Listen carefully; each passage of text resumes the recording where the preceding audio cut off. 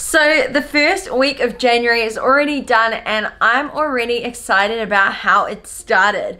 So I thought what I would do is share some of my top habits that I personally carry on throughout the year in order to make sure that I am achieving my goals and just living a happy and healthy lifestyle. I hope that this video helps you, and as always, make sure you give it a thumbs up if you enjoy it.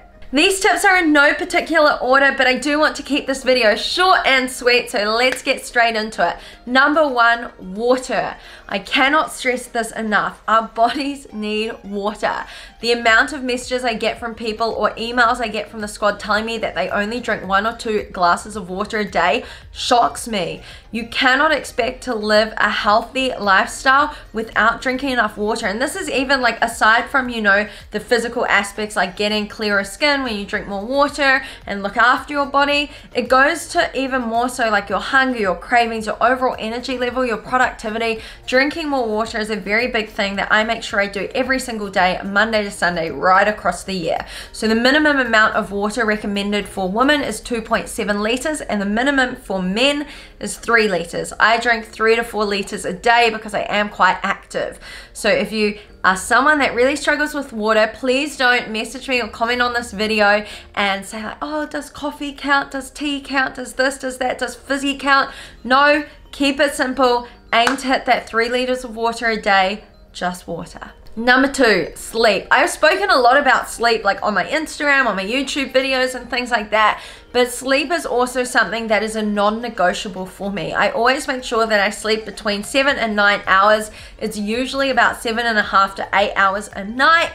I personally like to sleep closer to 8 hours a night. It's just what I feel I function best on. So you need to figure out how many hours you function best on. Some will be 7, some will be 9. Everyone is individual and it's important that you get a sleep and a morning routine that suits you and your lifestyle and your goals. But when it comes to sleep, sleep plays a massive role in all areas of our life. On the days after a bad night's sleep, you might find that your cravings are up, your hunger's up, you're more grumpy, your productivity levels are down, and it just doesn't set you up for a good day ahead. How can you be productive when all you want to do is go back to bed or go have a nap? Number 3, steps. If you follow me on Instagram or you're a part of the Anjuli Fit Squad, you would have heard me say this a gazillion times over. Getting in movement across the week matters. Our bodies are not designed to sit down for, you know, the majority of our life. If you think of it this way, a 1-hour workout is 4% of your day. What are you doing for the remaining 96%? Of your day? You're sleeping, you're commuting to work, you're sitting down at a desk if you have an office job, and then you're commuting home. Then chances are you're having dinner and sitting on the couch again watching TV. So you've spent a lot of your time sitting down and then you're going to go to bed and sleep. So our bodies are really designed to move, and I do recommend that you try and set a minimum step goal per day. If you're someone that, you know, walks under 5,000 steps a day, I'm not going to tell you to jump straight up to 10,000 and try and do that every single day. Set a goal and then stick to it. It might be that next week you're going to do 6,000, the next 7, then 8, then 9, then 10. Set your goals.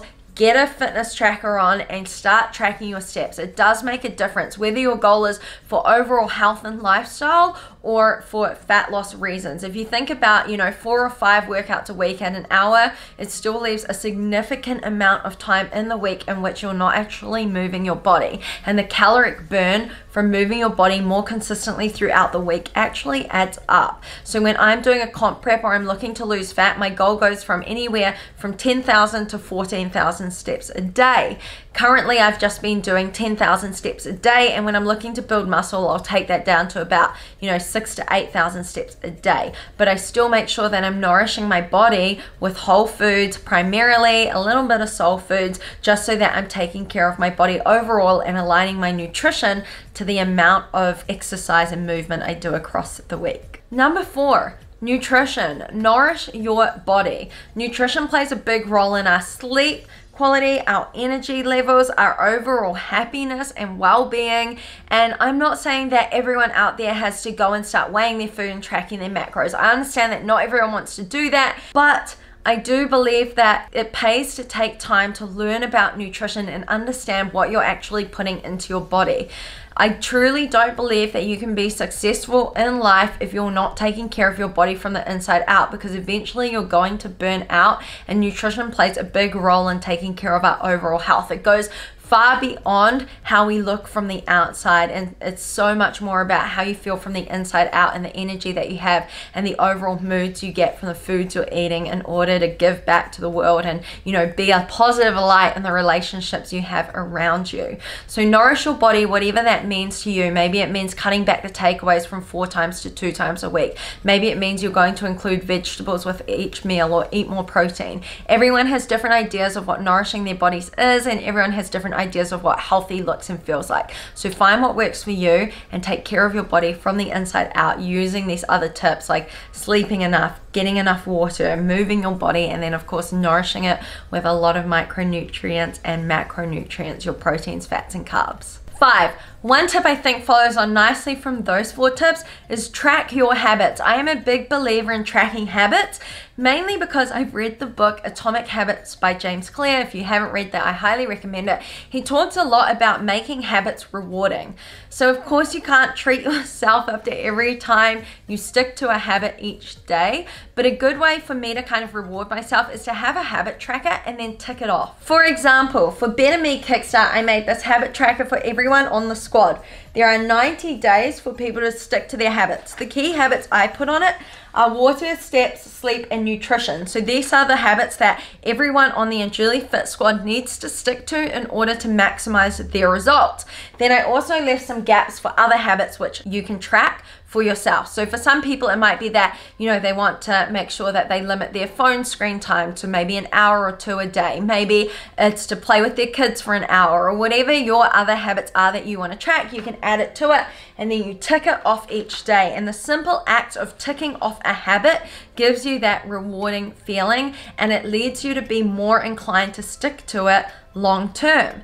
So when it comes to habits, you know what, not every day is going to be perfect, and I don't want you to think like, oh, it's too stressful to have a habit tracker. What happens if I don't hit all my habits? Some days life's going to happen and you're not going to hit all your habits. So you know what, you leave that square blank, or maybe you put a little dot on it, and then the next day you're going to aim to hit all your habits, and the goal is to not have 2 blank squares in a row. We want to aim for more ticks than blank squares or dots on the habit tracker, because this means that over time we are consistently performing the habits that we need to do in order to get us closer to our goals.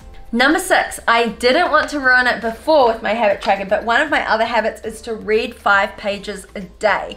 So I personally am someone that enjoys reading, but I understand not everyone else likes reading. So Ross doesn't really like reading, so he has a goal that he likes to track on our habit tracker as listening to an audiobook for 10 minutes a day. So I'll usually read my book at night, or sometimes first thing in the morning after a workout, and it just sets the tone for the day, or kind of like sets my mind off before I go to bed on what I'm going to dream about, because I like to read self-development books. And I truly do believe that you can learn so much from people all around the world. For a lot of us, you don't have, you know, like these motivational people in our everyday connections. So it's really important to learn from other people online, through YouTube, through podcasts, through books, through audiobooks. However you best learn, make sure that you invest in spending some time each day to actually learn something new. So I've been reading the book 10X Rule by Grant Cardone currently for the past like few weeks, and I'm absolutely loving it. I'm learning each day, and I do believe that everyone should invest time in bettering themselves, because by reading, by listening to podcasts, audios, YouTubes, you actually learn from the mistakes other people have made. Like I've made videos on my fitness journey and told you everything I did wrong when I started out. So if you went and listened to that, you would already know all the things that I did wrong so that you didn't make the same mistakes that I made. So I do believe in education and continuing that after you finish, you know, high school and university. I think there's some stats out that most adults will never read a book after the course of like leaving high school, and that freaks me out, because I truly believe that life is made to be lived, and you also should be continuing to learn throughout it. Number 7, setting goals. So around this time of the year, the new year or even the end of the last year, people start saying like, oh, new year, new me, I'm going to set all these goals, I'm going to achieve them, and they go out with these massive goals. They don't have a plan in place, and before the end of January, they've already given up on what they wanted to achieve in the year, and they just end up waiting until the next year to go through the same thing again. And that freaks me out. I put on my story how many of you actually set goals on Instagram, and a significant amount of people said that they don't set goals, and that's fine if you don't really have anything you want to achieve in life. Everyone is different, and I'm not saying that everyone needs to set goals, but if you're listening to this video, then chances are you have a goal in mind, or you have something that you want to change about yourself. And so I do think that setting goals is really important. So how often do you set goals?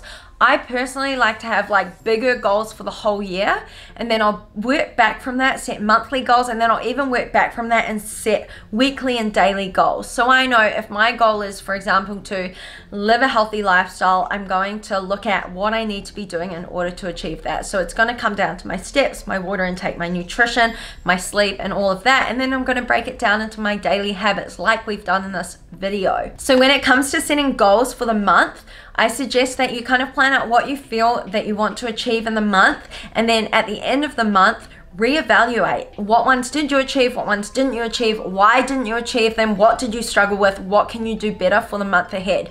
Then take that on with you into the next month and keep working. By the end of the year, you'll be able to look back, reflect on everything you accomplished across the months, and be so proud of yourself. Number 8, stop thinking and start doing. It's all well and good to set big goals or to set any goals at all, but a goal without a plan is just a wish. You need to set the goal, you need to get a plan in place, and then you actually need to take action on it.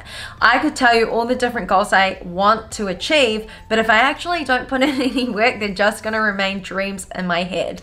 So definitely make sure, if you are someone that procrastinates, tell a friend, tell a loved one what your goal is, set a date for when it has to be achieved by, or like a rough time frame of how long it's going to take you to achieve it, and then start working instead of procrastinating and delaying it for tomorrow. Because the truth is, tomorrow never comes, and if you're always waiting for the right time never comes, and you never actually end up achieving anything. Number 9, to-do lists, prioritizing, and routine. I'm just going to group them all up in one. It's all well and good to have these goals and to have these plans and then to try and act on them, but I understand it's super overwhelming. Like, how do you even know where to start? I'm going to use living a healthy lifestyle as an example. Like, if you say, you know what, this year I want to lose 40 pounds.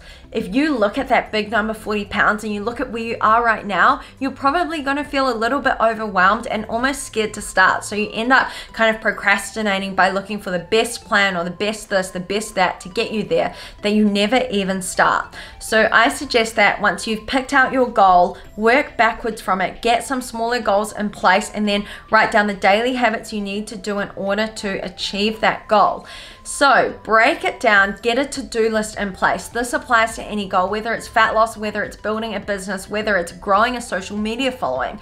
How are you going to achieve that? And then what do you need to do each day? So I like to do a to-do list either the night before or first thing in the morning, so that I can go throughout my day ticking things off. I actually read in a book that by not writing your to-do list until the current morning is already setting yourself back. You should write your to-do list the night before, which is what I did when I was in university. Every single night before I went to bed, I would write down a list of everything I had to do the next day, and I'd just work my way through it. I'd prioritize the biggest payoffs first. So if you know that something is really important, or it's got a big deadline and it's gonna maybe make you the most money, you would prioritize that first, tackle the big ones, and then move on. Another thing is routine. It's something that I personally have struggled with and I've been really working on, is getting a solid routine in place. I go to bed at the same time, I wake up at the same time, and I'm very structured around how I do things. I know that I wake up at 4:30, I go to the gym, I do my steps, I'll read a little, I'll do my direct messages, I jump on, I do emails, I'll do YouTube content, video content, any kind of content throughout the morning period, and then in the afternoon, lunch, more emails, more work, you know? So I have a routine that works for me, but for a lot of you, you might need to actually look at where you're spending your time, where you're wasting your time, and then reassess what needs to change in order to get you close to whatever your goals are. Number 10, make your bed. So if you're someone like me that loves motivational talks, any kind of self-help books and podcasts, then you've probably heard this a lot, and I didn't really understand it until I started doing it. So I used to, get out of bed with Ross and we just kind of leave the bed as it was, or like kind of make it but not properly. I didn't really understand why all these successful people were saying, oh, make your bed, it makes a big difference. And I thought, oh, well, that's just like a line that everyone says. But then I heard in a podcast from Andy Frisella, the creator of 75 Hard, he said, how you do one thing is how you do everything. So if I wake up first thing in the morning with Ross and I just throw the blanket over when really it would only take me 30 seconds to make the bed, I'm going into my day in a really messy way. I'm saying that, right, I don't have time to make my bed. I'm going to get out the house and go to the gym. Instead, Ross and I now actually take time to get out of bed. We make the bed properly. It looks really nice. It's nice to see when you go to bed at night. It's nice to leave, the bedroom looking really tidy before you get on with your day. And I feel better when I do it. To me, it's about kind of structure and routine and habits. We wake up in the morning, we make the bed, and then I feel really good, like I've already accomplished something for the day within the first minute of waking up. To me, it's kind of satisfying.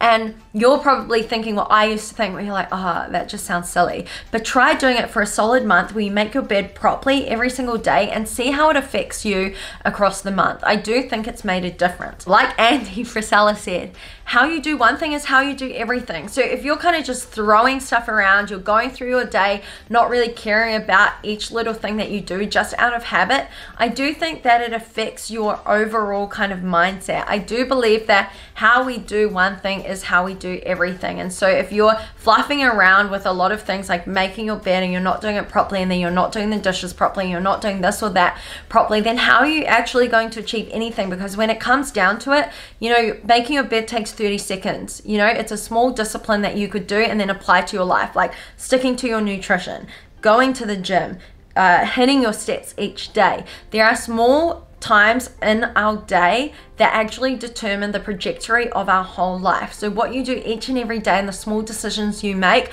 will eventually compound and add up to where you'll be in 5 years from now. So although, walking out every lunchtime to go and get a pie and a fizzy drink might not seem like a big deal if you're doing it like a few times a week, but a few times a week, over a month, over a year, over 5 years, it adds up and it makes a big difference. That was a kind of tangent to it, but I hope you enjoyed that little chit chat on that aspect of things. As you can tell, I am really passionate about daily habits, making small changes and getting that 1% better each day. So that is 10 tips that you can definitely take into 2021 to make it your best year yet.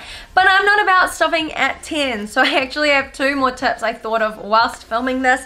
The first one is going to be, comparison is the thief of all joy. That is one of my favorite quotes, I would say. Comparing yourself to anyone else or what they have, material things, or anyone on social media, highlighted, curated reel, is never going to make you feel good. Instead of comparing yourself to anyone else, focus on being grateful for what you have in your life right now. Gratitude will get you a very long way. Also, side note, roses and sunflowers are both pretty. Doesn't mean that one takes away from the other one. You can admire both of them, just like you can admire yourself and admire the pretty person you saw on Instagram. Just like ice cream and chocolate are both delicious.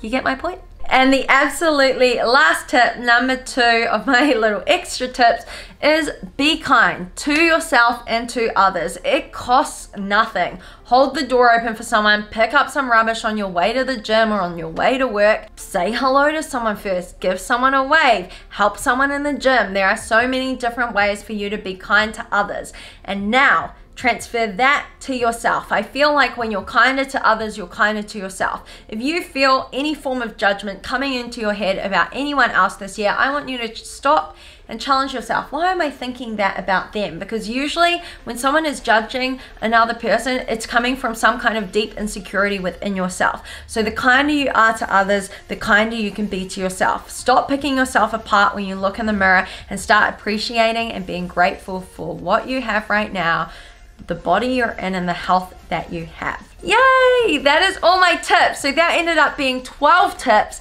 that you can take into 2021 to make it your best year yet. If you feel like you've already fallen off track and it's only like the first 2 weeks of January, do not stress. pick yourself up, apply these tips to each day, and go about your day smiling at more people and enjoying life. I hope that you learned something from this video. Let me know in the comments if it helped you and if you are keen to try any of these habits. Okay, that marks my top tips for you to take into 2021 to make it your best year yet.